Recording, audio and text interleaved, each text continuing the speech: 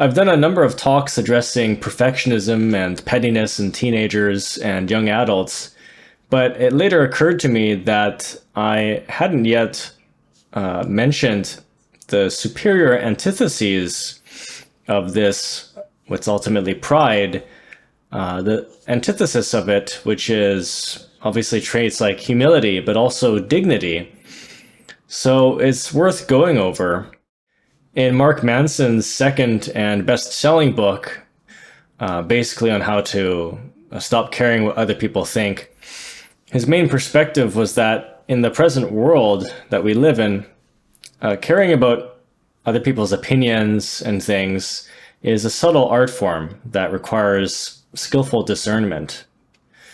And I think that's completely true, especially for ordinary people, because for most of us, we don't want to radically let go of all of our attachments and just completely stop caring what other people think.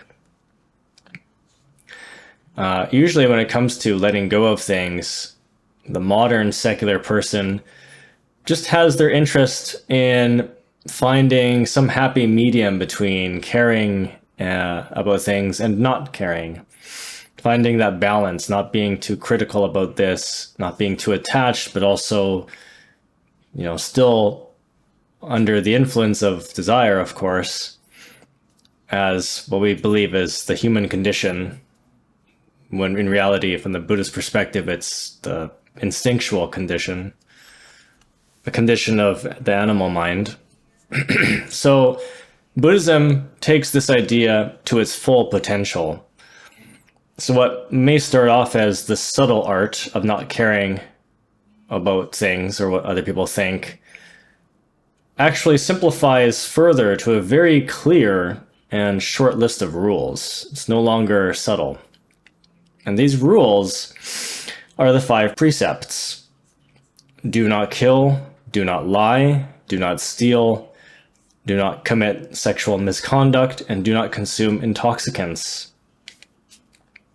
So the 5 precepts, it's actually similar to a personal rule that I made up for young people a while back, which is that, as long as you're not doing anything wrong per se or bad, according to your culture, you should never worry what people think about you, because it's just your own kind of hindrance and it's actually an immature trait anyway. It's not useful. So this is where Buddhism draws the line between humility, which is like selflessness, and shame. Buddhism encourages you to not carry any pride or insecurity unless you entertain one of the 5 precepts.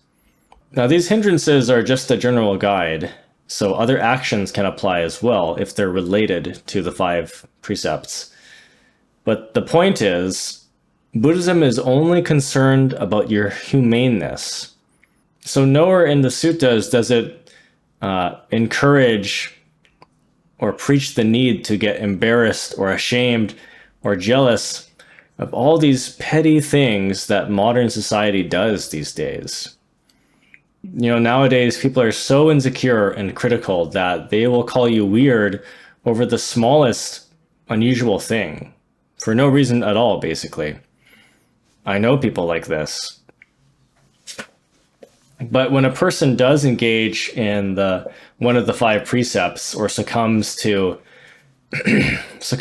desires and addictions without any self-control, this is when Buddhism takes you seriously and considers you weak in moral conduct and acting out of animal instinct.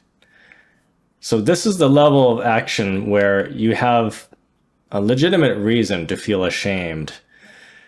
Buddhism explains that true human behavior is dignifying.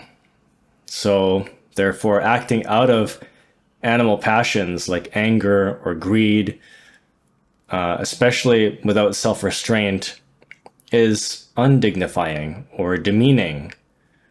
Getting angry, being aggressive, losing self-control, cheating people, lying and deceiving, or providing sex work or helping out bad people do their dirty work, and so on. These are things we should get insecure about and feel ashamed about. It's not your pride that's getting hurt at this level, it's your dignity.